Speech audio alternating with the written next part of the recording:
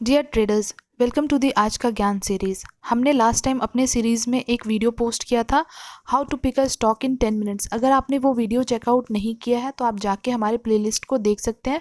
Otherwise जो इसका link है वो आपको आई बटन पे मिल जाएगा। काफ़ी ही इन्फॉर्मेटिव वीडियो था।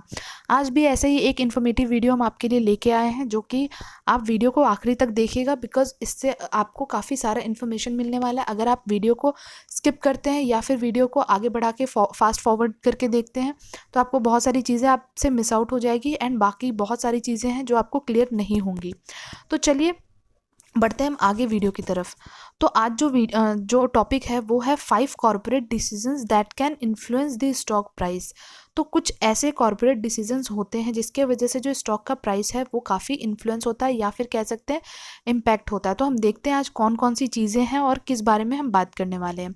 तो अगर इस वीडियो के बारे में हम बात करें तो आज इस वीडियो में हम ये देखेंगे कि कॉर्पोरेट एक्शंस होते क्या हैं, इसके बारे में हम जानेंगे। उसके बाद देखेंगे कि टाइप्स ऑफ कॉर्पोरेट एक्शंस, कि कॉर्पोरेट एक्शंस के टाइप्स कौन कौन से होते हैं, एंड देन उसके इम्पैक्ट्स के ऊपर बात करेंगे और काफ़ी डिटेल में बात करेंगे। तो आप वीडियो को आखिरी तक ज़रूर देखें। चलिए अब हम आगे मूव आउट करते हैं।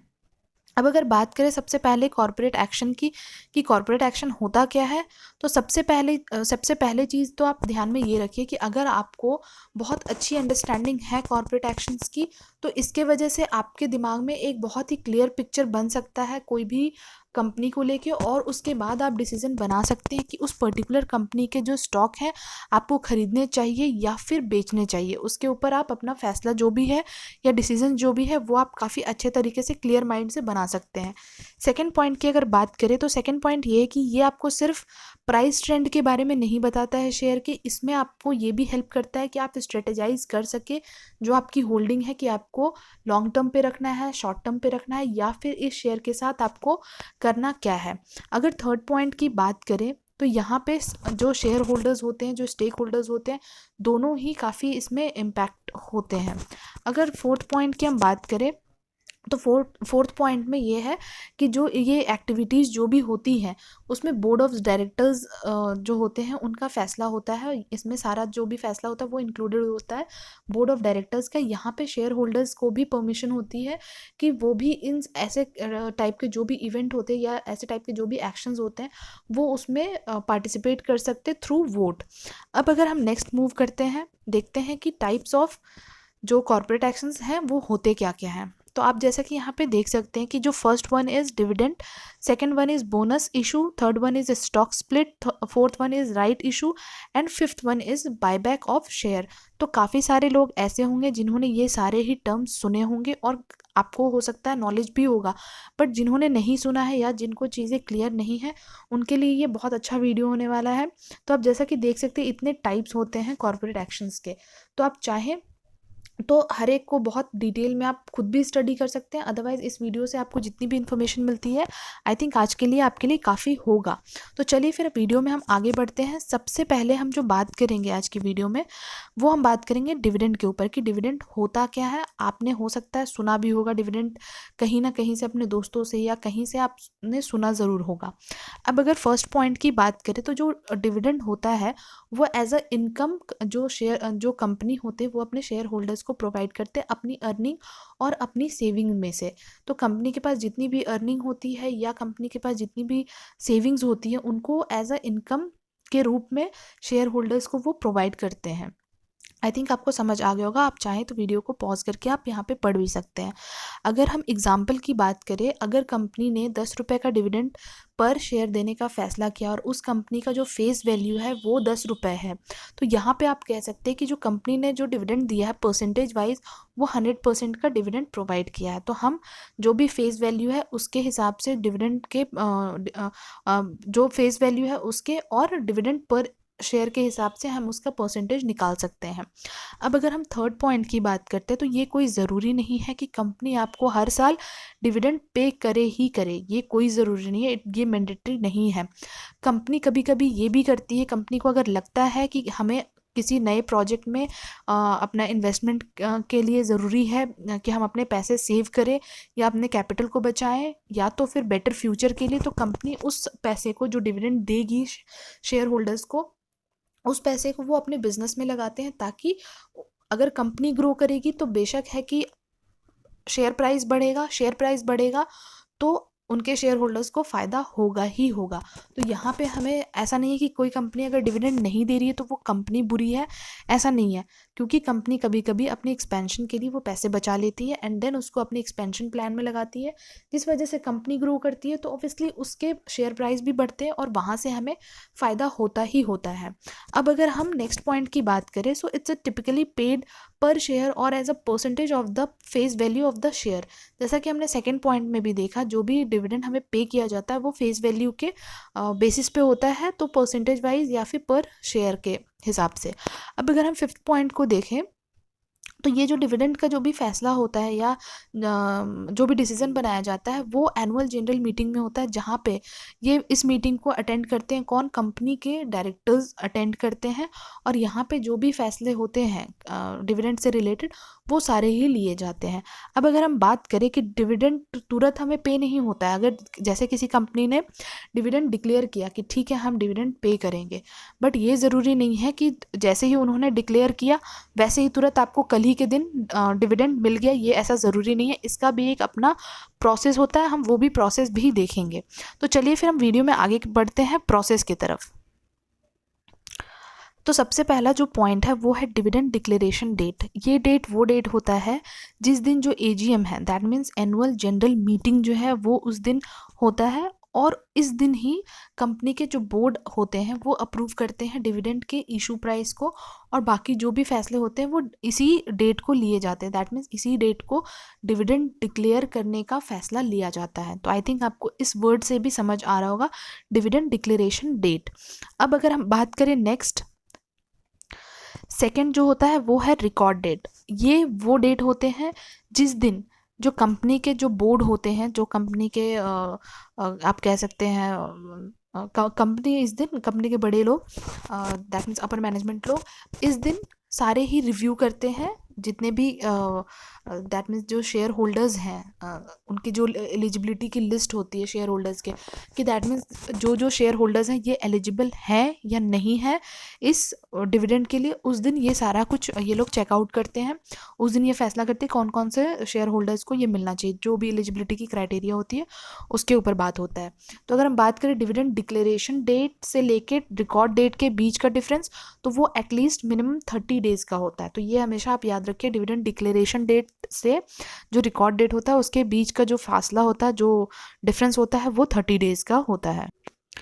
अब नेक्स्ट अगर हम बात करें एक्स डेट और एक्स डिविडेंड डेट, तो ये जो डेट होते हैं ये रिकॉर्ड डेट से 2 दिन पहले सेट किया जाता है हमेशा।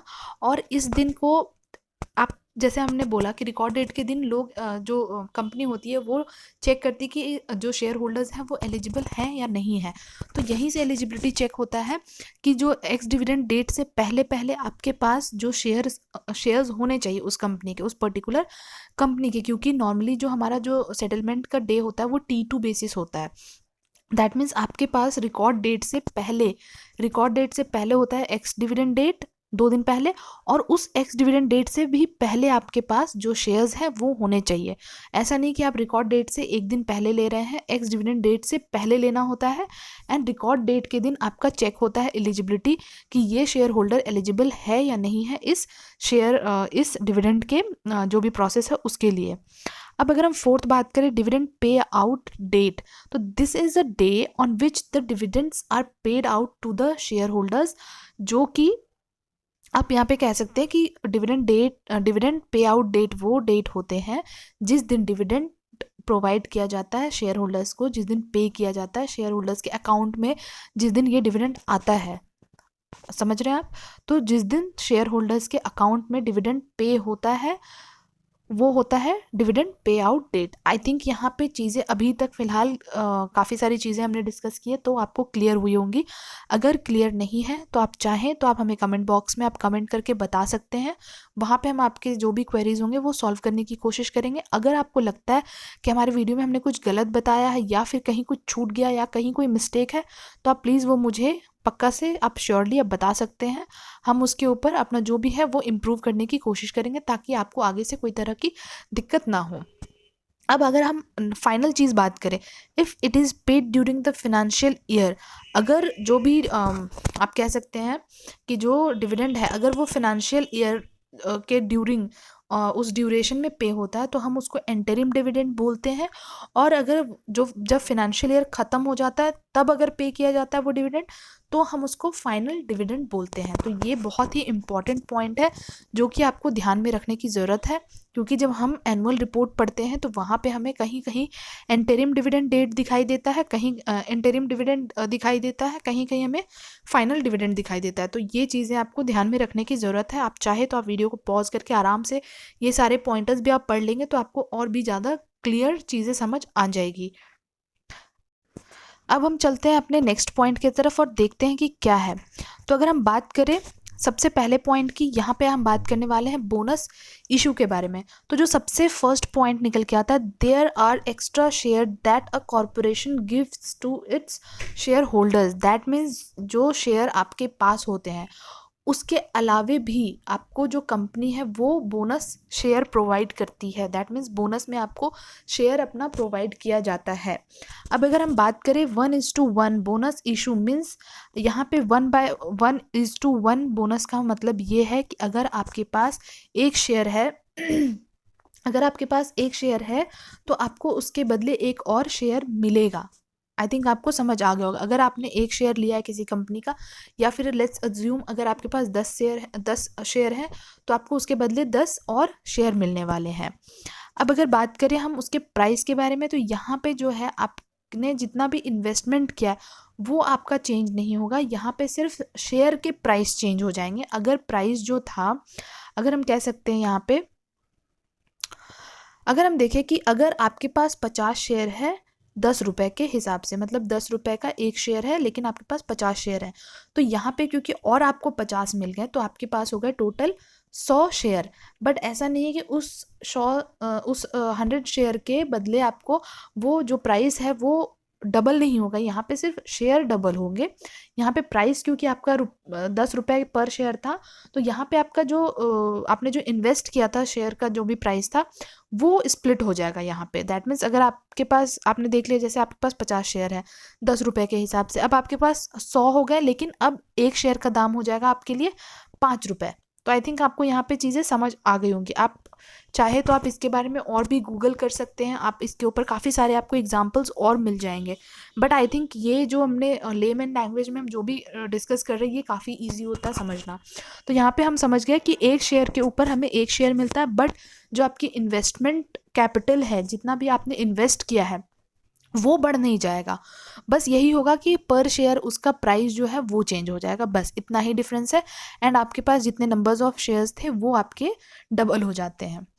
अब अगर हम नेक्स्ट पॉइंट की बात करें, companies issue bonus share to promote retail participation, specially when a companies share price is very high and it become difficult for new investors to buy share.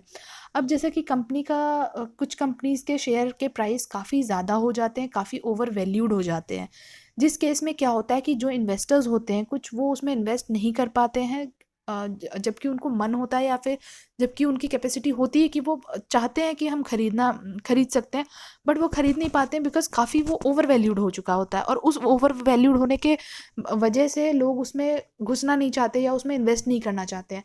तो उस टाइम पे फिर वो काफ़ी डिफ़िकल्ट हो जाता है इन्वेस्टर्स के लिए भी और फिर कंपनी के लिए भी। थोड़ा सा ये हो जाता है कि उसमें लोग बाय नहीं कर रहे हैं या फिर इन्वेस्ट नहीं कर रहे हैं। तो उस जगह पे क्या करते हैं कंपनीज, तब वहाँ पे बोनस इशू किया जाता है। अब वही अगर हम बात करें इसके प्रोसेस की, तो सिमिलरली जो डिविडेंड का जो भी अभी हमने डिस्कस किया है जितना भी प्रोसेस, वो सिमिलर होता है बोनस शेयर में भी। तो इसमें भी होते हैं जैसे बोनस अनाउंसमेंट डेट हो गया, एक्स बोनस डेट हो गया, रिकॉर्ड डेट हो गया। तो जो हमने अभी डिविडेंड में डिस्कस किया वही सारा प्रोसेस आपको इसमें भी देखने को मिल सकता है। अब हम वीडियो में चलते हैं आगे, नेक्स्ट जो भी टॉपिक है उसके ऊपर। तो नेक्स्ट टॉपिक है हमारा स्टॉक स्प्लिट। तो अगर स्टॉक स्प्लिट की बात करें तो ये भी ऑलमोस्ट बोनस शेयर की तरह ही होता है। यहाँ पे जो होता है स्टॉक स्प्लिट में, जो नंबर्स ऑफ शेयर्स होते हैं आपके पास वो आपके बढ़ा दिए जाते हैं। यहाँ पे मतलब एक शेयर है आपके पास, वो एक का हमने 2 में स्प्लिट कर दिया या 3 में स्प्लिट कर दिया, तो एक शेयर के बदले 2 या 3 हो गए वो शेयर। बट यहाँ पे भी क्या है कि आपके जो इन्वेस्टमेंट है या मार्केट कैपिटलाइजेशंस है वो आपके सेम रहते हैं, वो आपके यहाँ पे चेंज नहीं होते हैं। यहाँ पे कंपनी जब डिक्लेयर करती है स्टॉक स्प्लिट, तो यहाँ पे अपने जो भी है शेयर्स होते हैं वो इन्वेस्टर्स के लिए और ज़्यादा मतलब इजी हो जाए, यहाँ पे इन्वेस्टर्स और इसमें इन्वेस्टमेंट कर सके और काफ़ी और ज़्यादा कंपनी के पास लिक्विडिटी बढ़ सके। तो इस वजह से वो जब भी स्टॉक स्प्लिट है वो लेके आते हैं। अगर जो स्टॉक का अगर फेस वैल्यू है 10 रुपये का और उसको अगर हम स्प्लिट करते हैं 2 में, तो उसका जो फेस वैल्यू है यहाँ पे फेस वैल्यू चेंज हो जाता है। हमने जैसा देखा था बोनस इशू में, वहाँ पे फेस वैल्यू जो है वो सेम रहता है, वहाँ पे फेस वैल्यू चेंज नहीं होता है। यहाँ पे फेस वैल्यू जो है अगर फेस वैल्यू 10 का है तो फेस वैल्यू यहाँ पे चेंज हो जाता है। तो आप सोच रहे होंगे कि फेस वैल्यू क्या है। जब भी कंपनी कोई स्टार्ट होती है तो उसका हर एक कंपनी का एक शेयर में स्प्लिट किया जाता है और उसके हर शेयर का एक फेस, मतलब आप कह सकते हैं शेयर का एक फेस वैल्यू रखा जाता है। दैट मीन्स जो एक्चुअल प्राइस होता है वो रखा जाता है। तो ये कोई ज़रूरी नहीं है कि जब आईपीओ में आए वो शेयर तो उसके सेम फेस वैल्यू के सेम हो, वो चेंज भी होता है या फिर वो ऊपर ऊपर हो सकता है। तो यहाँ पे हमने जैसे देखा कि स्टॉक स्प्लिट में यहाँ पे फेस वैल्यू चेंज नहीं होता, यहाँ चेंज हो जाता है, बट बोनस इशू में यहाँ पे फेस वैल्यू चेंज नहीं होता है। तो I think stock split complete हो गया। अब हम चलते हैं नेक्स्ट, जो भी नेक्स्ट अपना टॉपिक है वो है राइट इशू। राइट इशू यहाँ पे क्या होता है? So a right issue occurs when a corporation sells new share to its current share holder rather than the general public. तो यहाँ पे जो कंपनी के शेयर होल्डर्स होते, करंट शेयर होल्डर्स होते हैं, उनको अपने जो भी है आप कह सकते हैं शेयर्स जो हैं वो इनको सेल किए जाते हैं, ना कि जनरल पब्लिक को। अब अगर नेक्स्ट पॉइंट हम देखें तो यहाँ पे कंपनी इसलिए ऐसा करती है क्योंकि उनको और भी ज़्यादा कैपिटल की नीड होती है। जो भी रीज़न हो उसके वजह से उनको नीड होती है कि और भी कैपिटल हो उनके पास। तो इस वजह से वो अपने जो दोबारा से कंपनी को आप कह सकते हैं कि वो kind of IPO, but it is not a IPO because IPO में बिल्कुल fresh first time company list होती है। यहाँ पे वापस से अपने शेयर्स को यहाँ पे शेयर होल्डर्स को बेचते हैं कंपनीज जो करंट शेयर होल्डर्स हैं, एंड यहाँ से वो अपने लिए जो भी पैसे हैं वो उठाती है कंपनीज। अब अगर हम थर्ड पॉइंट की बात करें तो थर्ड पॉइंट यहाँ पे है कि consider the rights issue to be a second IPO for a selected group of a people. A company can use the right issue to fund its expansion or to pay down debt. जैसा हमने अभी previous point में देखा कि company अगर अपना expansion करना चाहती है तो इस वजह से भी कभी कभी राइट इशू करती है। अदरवाइज उनके ऊपर कोई किसी तरह का डेट है और वो चाहते हैं कि उसको पूरा करना, तो उस वजह से भी वो ऐसा करते हैं, जो राइट इशू का है वो करती है कंपनी। अब अगर हम नेक्स्ट पॉइंट देखें तो अगर 1:5 का राइट इशू आ रहा है, दैट मीन्स हर 5 शेयर के ऊपर आप एक एडिशनल शेयर के लिए आप सब्सक्रिप्शन कर सकते हैं। अब अगर हम नेक्स्ट पॉइंट और बात करें, अ right issue differs from a bonus issue. तो यहाँ पे जो राइट इशू है वो बोनस इशू से बिल्कुल डिफरेंट होता है। यहाँ पे आप जो राइट इशू के लिए आप पे करते हो, वहाँ पे आपको राइट इशू के लिए पे नहीं करना पड़ता है। तो as a result, the shareholder should only subscribe if he or she is completely convinced of the company's future. तो हमें तभी सब्सक्राइब करना चाहिए जब भी राइट इशू का जब भी आता है तो हमें तभी सब्सक्राइब करना चाहिए जब हमें पता है कि ये कंपनी आगे बहुत अच्छा परफॉर्म करके हमें देने वाली है, या फिर कंपनी के फंडामेंटल्स काफ़ी स्ट्रॉन्ग है, टेक्निकली आपको इसमें चीज़ें जो है वो सही लग रही है, तभी आप फिर राइट इशू के लिए जो भी आप सब्सक्रिप्शन लें, अदरवाइज़ नहीं लें। तो यहाँ से आपको एक क्लियर पिक्चर भी मिल जाता है। अब हम चलते हैं नेक्स्ट टॉपिक के ऊपर, एंड आई थिंक ये लास्ट टॉपिक होगा। सो it's a buyback of share. तो बायबैक ऑफ शेयर में क्या होता है कि कंपनीज जो होते हैं वो खुद में वापस से इन्वेस्ट करते हैं, तो जितने भी उनके शेयर्स जो होते हैं वो शेयर होल्डर्स से वो वापस लेते हैं अपनी कंपनी के लिए, एंड खुद में उनको लगता है कि हमें वापस से अपने कंपनी को रीस्ट्रक्चर करना है। तो जिस वजह से कंपनीज वापस से अपने जो शेयर्स होते हैं मार्केट में उनको वहाँ से उठा लेते हैं, या फिर आप कह सकते हैं वहाँ से वो वापस अपने शेयर्स को बायबैक से ही हमें समझ आता है कि वापस से खरीद लेते हैं, अपने ही शेयर्स खुद ही खरीद लेते हैं। अब अगर हम बात करें, companies use those shares buyback to consolidate their interest in the company, achieve full control. That means उनके जो कंट्रोल्स हैं उनको कोई टेक ओवर ना कर ले कंपनी को, या फिर जितने भी कंपनी के ऊपर जो उनका कंट्रोल था उसको बिल्कुल कैप्चर करने के लिए, उनकी जो अर्निंग है उनको बढ़ाने के लिए शेयर प्राइस कभी कभी जैसे ड्रॉप हो जाते हैं काफ़ी ज़्यादा, तो उन सब से बचाने के लिए और अपने जो इन्वेस्टर्स होते हैं उनको ये दिखाने के लिए, दैट मीन्स उनका ट्रस्ट बिल्ड करने के लिए जो प्रमोटर्स होते हैं वो वापस से अपने जो शेयर्स होते हैं वो बाय बैक कर लेते हैं। दैट मीन्स वो वापस से अपने ही शेयर्स खुद ही खरीद लेते हैं। तो to prevent other companies from taking over, जैसा हमने कहा कि वो नहीं चाहते कि कोई दूसरी कंपनी या फिर कोई दूसरे लोग इसके कंपनी को टेक ओवर कर ले, जिस वजह से कंपनी है कि और कंपनी को अपने ऊपर क्योंकि बहुत ज़्यादा ट्रस्ट आ चुका होता है कि ठीक है हम अपना बिजनेस बहुत अच्छे से कर सकते हैं और इसको इन्हांस कर सकते हैं और ग्रोथ इसमें और आ सकता है, तो जिस वजह से भी कंपनी अपने जो है शेयर्स हैं वो बायबैक। अब अगर हम फोर्थ पॉइंट देखें तो जब भी कंपनी अनाउंस करती है स्टॉक बायबैक का, तो यहाँ पे दिखाया जाता है, यहाँ पे ये दर्शाता है हमें कि कंपनी को अपने ऊपर काफ़ी ज़्यादा ट्रस्ट है एंड वो बहुत अच्छा कर सकती है, जिस वजह से वो अपने शेयर्स वो खुद ही मार्केट से उठा रही है। और अगर हम बात करें शेयर प्राइस के ऊपर भी, तो मतलब ये काफ़ी एक पॉजिटिव साइन हमें दिखाता है, तो बायबैक यहाँ पे काफ़ी एक पॉजिटिव साइन भी हो सकता है। तो आई थिंक आज की वीडियो में हमने काफ़ी कुछ डिस्कस किया। अगर कुछ छूट गया हो हमारे वीडियो में तो आप मुझे वो कमेंट बॉक्स में आप पूछ सकते हैं, या कोई भी आपको कहीं भी आपको कुछ जो भी चीज़ें नहीं समझ आई है वो आप हमसे पूछ सकते हैं। तो चलिए, आई थिंक आज की वीडियो में हमने काफ़ी कुछ, बहुत ही इन्फॉर्मेटिव वीडियो था, हमने बहुत कुछ आज सीखा है इस वीडियो में। तो फिर मिलेंगे हम आपसे नेक्स्ट वीडियो में, बट हाँ, जाने से पहले हमारे वीडियो को लाइक और सब्सक्राइब करना बिल्कुल भी ना भूलें। अगर चैनल को सब्सक्राइब नहीं किया तो प्लीज़ सब्सक्राइब कर लें। चलिए फिर मिलेंगे हम आपसे नेक्स्ट वीडियो में, तब तक के लिए thank you and take care.